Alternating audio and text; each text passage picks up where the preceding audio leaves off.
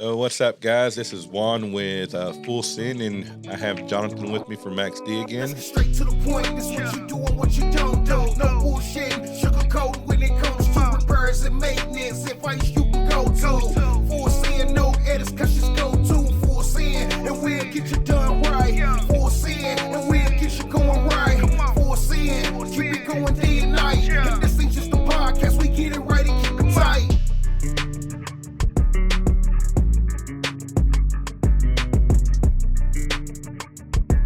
If you know, he was with me on the podcast there at NATDA last month actually. So time has flown. 30 days have passed since then.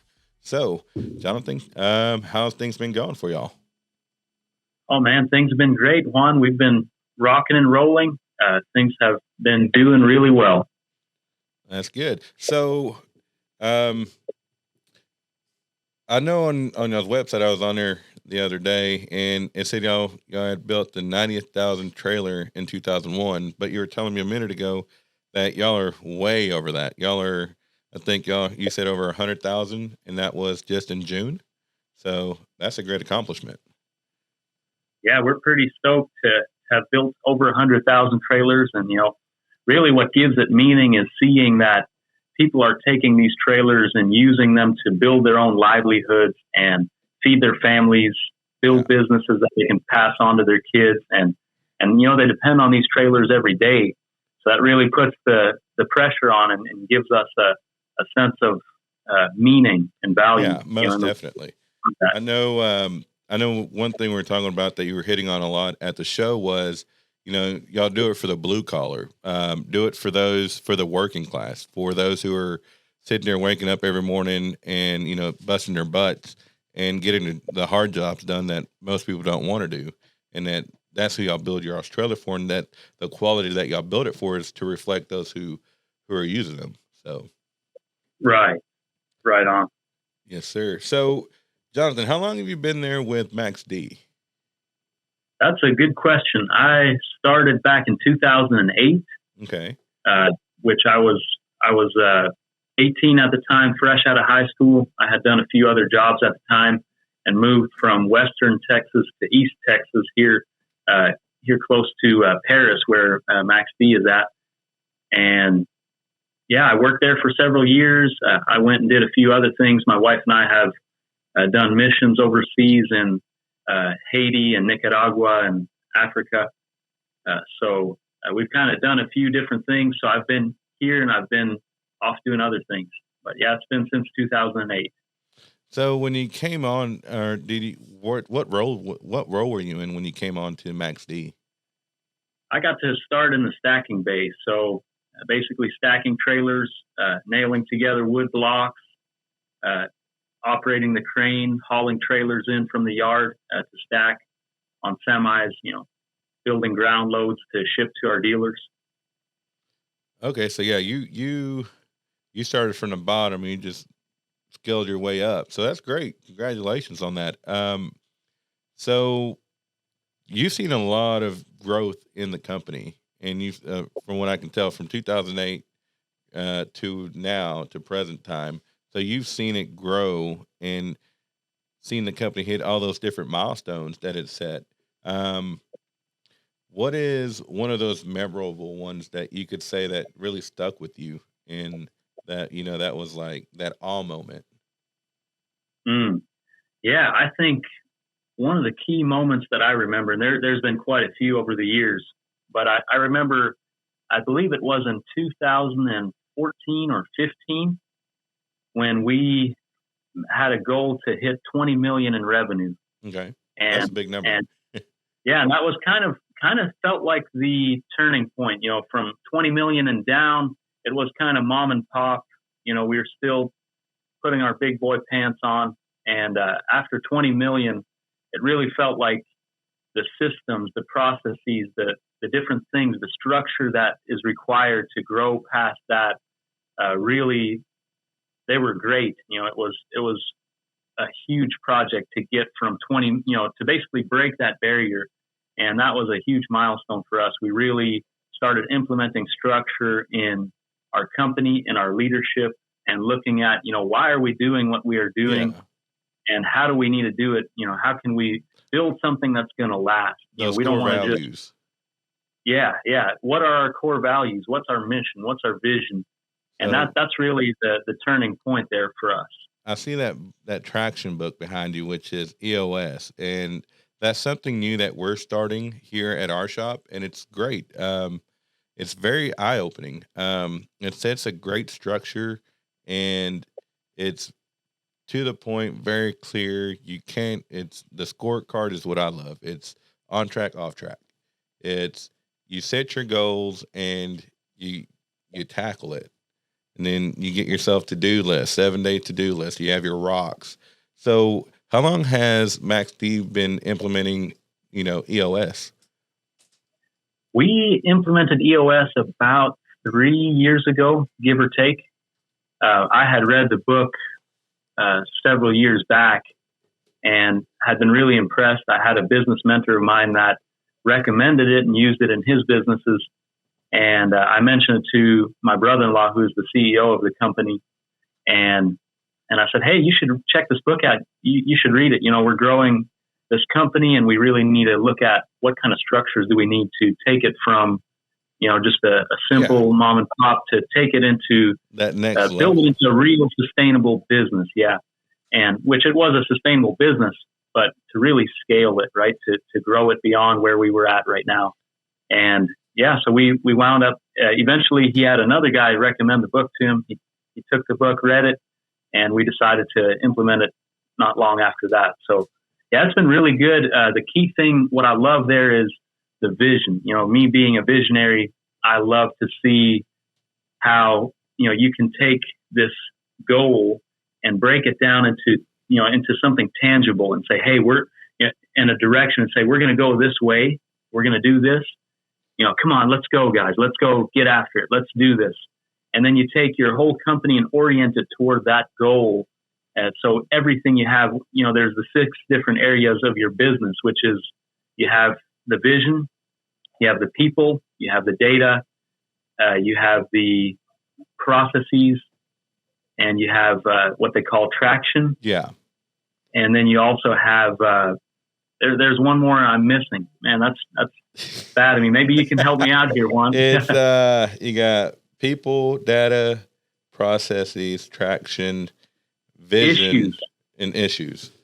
So that's the one I missed. Yeah, and it's great because it's just an eye opener, because a lot of the times with us, from our company, we went from $4 million, $5 million a year in revenue to in 2001, we went to a $16 million company in revenue.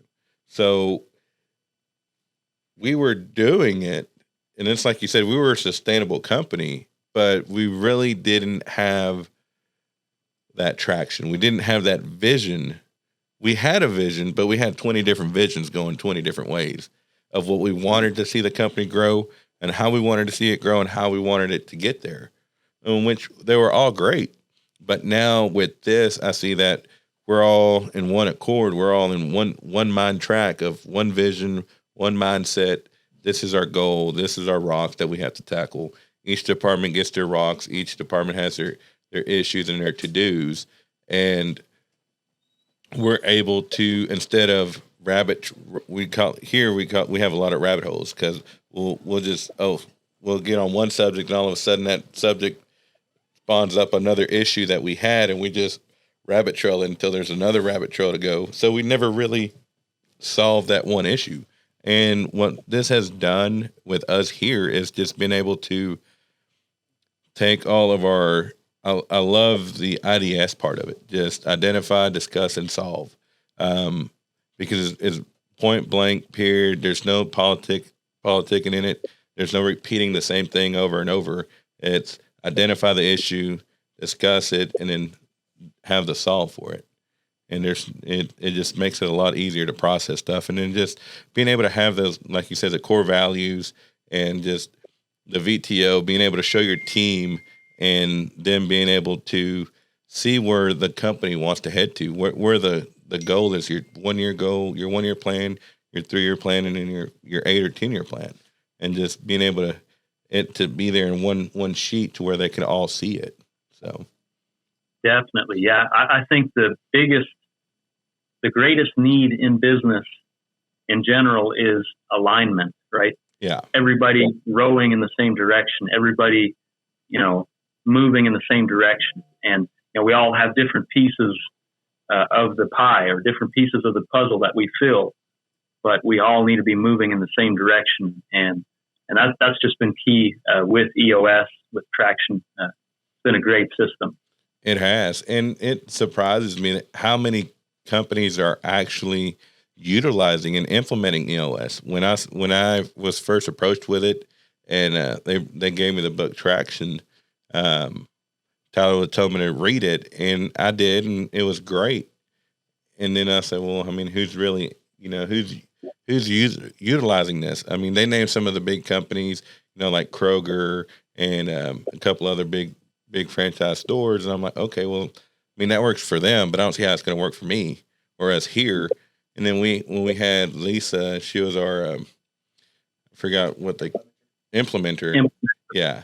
She broke it down for us, how it would work and everything. And it was just great being able to say, okay, so this is my issues that I have to deal with, and I can solve this. So I don't have to try to tackle the issues on somebody else's apartment. Not saying that we were, but sometimes just that mindset track of, well, I like problem solving. So my mind will go where the problem is, and I'll try to help solve that problem, but which would make me lose focus on operations instead of trying to focus on sales or helping out in marketing or anything else. It kept me there and helping me clear out and build operations to where it is right now. So. Yeah, definitely. And it's okay to have issues, right? There are issues when you choose to do anything in life. If you're in business, you're going to have issues that you have to tackle, and ignoring the issues won't help. No. You have to get in there, identify them, discuss them, and solve them so you can move you and your organization forward. Yeah, most definitely. And one thing, what I love is how one starts off the meetings, with the one good thing professionally and one good thing personally, because we could always find something negative to say. Everybody, there's more positive things to say, but the first thing that always pops up to someone's mind before this is always negative Nancy. It's always, oh, well, this went wrong. Well, no, now you're like, hey, you know what? It could be wrong, but could go bad. But hey, operationally, we're caught up with orders. We're down to 2-day shipping. Everything's going out within 24 to 48 hours. Personal for me was last week we got to spend all weekend with my family and all the kids. So it was just a great time that, many of us take for granted. Oh, well, it's just family time, but the work life gets involved, and sometimes it's hard to separate those two, but just being able to recognize that, hey, I was able to spend quality time with the kids and the family and the wife was, that's all you need. So. Yeah. And really that's why we're doing what we're doing, right? Recently, it was 2 weekends ago, we had our maxx-d family fall party, and just seeing all the people there, not just the husbands and the wives, but also the kids, seeing the families that are behind all the work that we're doing. And that really just brought the meaning back to the forefront. We're here to help people make a living and to better our communities. And, we have a vision here of equipping men, the working blue collar men, to provide for the families with dignity and honor. And that's really what drives us here at maxx-d. We want to see that happen, in a world where we have more and more socialism coming through, where, governments want to step in and help, right? Yeah. And we want to see men take responsibility and, take responsibility for their actions, for their families, for their communities, and ensure freedom and, productivity, fruitfulness in our world. So that really brought it back to the forefront. This is why we are doing what we're doing. We got families to feed. We got families to grow and to build, and communities made up of families that we're serving. You know, it's so easy to get caught up when you become a global brand, or I should say a national brand. You know, it's easy to lose that connection, you know, to the people you're serving. Yeah. And I think that's why sometimes when things get big, they lose that specialness about them, right? They lose that personableness. Touch. Yeah. And you know, here at maxx-d, we're really fighting to get that back, you know, to get that personableness back and restore the connection to the people we're serving. You know, our vendors, you know, our team members here at the production facility, and just everybody, our dealers out there. We really want to restore that connection, and you know, people want to do business with people. Hello, did I lose you? You still there? Okay, yeah, it just went silent. So, no, most definitely. The and kind of aligning with y'all's our vision, or our, you know, bread and butter is providing solutions faster for doers can do.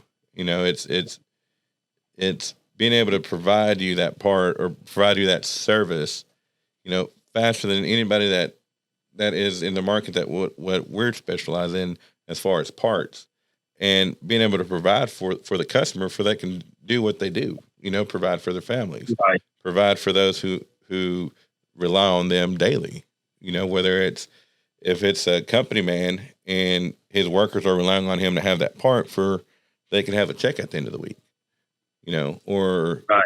You know, that self-employed entrepreneur who's, you know, has roll-offs or has doing hot shot or doing landscaping, who's relying on those axles or those parts, or, you know, on something simple as lights or a hinge, that is keeping him from doing that task, that's keeping him from providing for his family. So, you know, ours was, you know, providing solutions faster than anybody else for that doers can do. And I think it fits perfect for our company here. And when we shared that with everybody and shared personal experiences and personal,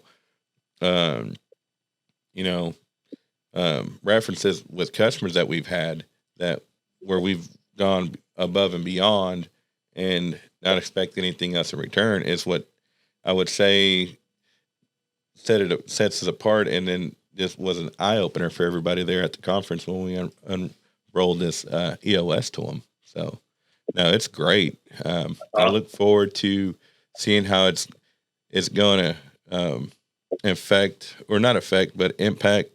all the workers here and all the team members here. And that way every voice is heard. And that's the beauty of it. You know, everybody's voice is going to be heard with EOS and the way it is that everything's implemented, so that nobody can say, oh, well, you know, they didn't listen to what I said. Well, now everybody has a voice. If you don't speak up, then it's just, you know, you're not being transparent enough and which is one of our core values, is transparency. So that's important. Yeah. Yeah. But no, it's great. So we're barely starting with EOS. So what's one thing you could give me some advice on, as far as, you know, rolling it out with my team, and just in our first individual team meetings that we have? What would be one advice you would have? I would say one thing is, you know, a lot of people don't like change, right? We kind of get settled into routine. So you got to give the why, right? Why are we going to do this?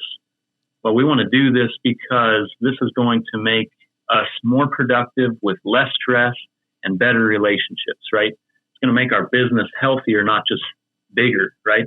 And I think in America, and even in the trailer industry, there's a lot of movement toward bigger. And I think more emphasis needs to be placed on healthier, and then let it grow from that health. Let it grow. So that's what EOS does. It helps you build a healthier business. Yes, it will help you scale your business, but it will also help you grow a healthy business. So, and I guess the second thing would be, for a visionary like me, I think, hey, guys, this is what we're going to do. Hey, come on, guys, let's go do this. And you share it once and you expect that everybody's going to get it. And the fact of the matter is, I think it's even in traction that the authors, they say, you've got to tell the people the vision 7 times before it even connects with people at all. And so it's not even just 7 times. I'm like, all right, we've shared the vision. Here we go. That's it. Let's rock and roll, everybody. It's more like you've shared it 7 times. Now it finally has registered. Now you keep sharing it. You keep reminding your people, people in our organizations, in their lives, they want to know where am I going? What am I doing? Why am I doing it? Right? It's not just the what. We get focused so much on the what, but people don't buy what we do. They buy why we do it. Right? Simon Sinek. So that's very important as well. Like, share that, come up with a vision, crystallize it, and realize that it's gonna grow and it's gonna have to adapt and shift. But you have a direction. You move your people, your organization into that direction. You align them, and you keep reminding them, this is where we're going, and this is why we're doing that. Yeah, no, most definitely appreciate that advice, and I would definitely, just focus on the why and drive hard on that, and just explain to them why we're doing this, and just to simplify the whole process of everything. And but so you said you're visionary. So are you the visionary? Do you sit on the accountability chart as a visionary, or where? No, I don't. Not officially. I guess you could say it's my personality. It's always been something I'm usually thinking in the future, and which in marketing, if you're not ahead, you're already behind, right? If you're current, you're behind. So you really got to look into the future. Where is my industry going, right? Where is technology leading us? What are the demographics showing us? What direction is the culture going into, and what kind of future do we want to create, right? Because I believe we were created by God, and He has put us here. He's put men here to shape the world, right? He created this world, and now He put mankind on this earth to shape it, to subdue it, to have dominion over it. And that means, you got to put in the work, right? And you've got to also, don't just let, if you let your yard just be, what's going to happen? And it's going to look terrible, right? It might have stickers or weeds, or, back in West Texas, we always had these stickers that would poke you if you didn't spray and if you didn't cut and plant grass and whatever. So we've got to take dominion, and we've got to take initiative, and that's what I would call being a visionary, right? Saying this is something worth going after. Let's go there, right? Let's shape this world. Let's do things. Let's make something new, right? So I think that's a necessary skill for us as men. We've got to be able to envision and plan and move our companies, move our families, move our communities forward. Self-growth and just growth with the community and family growth. But no, most definitely. Before we go, and thank you for jumping on with me on this real quick. I know you're a busy person like I am, and our free time is very limited. So what is, for all those listening, what is one book that you would recommend, just to get them in that right direction? Oh, wow. I would say the very best book I have read on productivity would be this one right here. It's What's Best Next. And what it says how the gospel transforms the way you get things done. And it talks about having a vision and really just personal productivity and also organizational productivity, and how it's a good thing. That's been a game-changing book for me. I've read them all. I've read a lot of different things. Darren Hardy, The Compound Effect. That's a good one as well. I've read several others. James Clear, he's got one called Atomic Habits. There's Charles Duhigg, The Power of Habit. And there's, I think it's Paul David Allen with Getting Things Done. There's many good ones, but I would say What's Best Next has been one of the more impactful books for me personally. Okay. Well, appreciate it. And again, Jonathan, thank you for joining me on today's episode for this podcast. And hopefully we do it again. It was great talking with you, catching up. And yeah, guys, if y'all are listening, again, if y'all are looking for a great dump trailer or roll-offs or just any good heavy duty for the blue collar working man trailer, check out maxx-d. You can find their dealers on their website. And yeah, if you have any questions, you should be able to reach out to them on their website. So that'd be www.maxx-d-trailers.com, right? If I'm correct? That's correct. Yeah, man. Thanks for having me, guys. I appreciate it. All right. Well, appreciate it, Jonathan. We'll catch up later. Sounds great. Let's get straight to the point. This what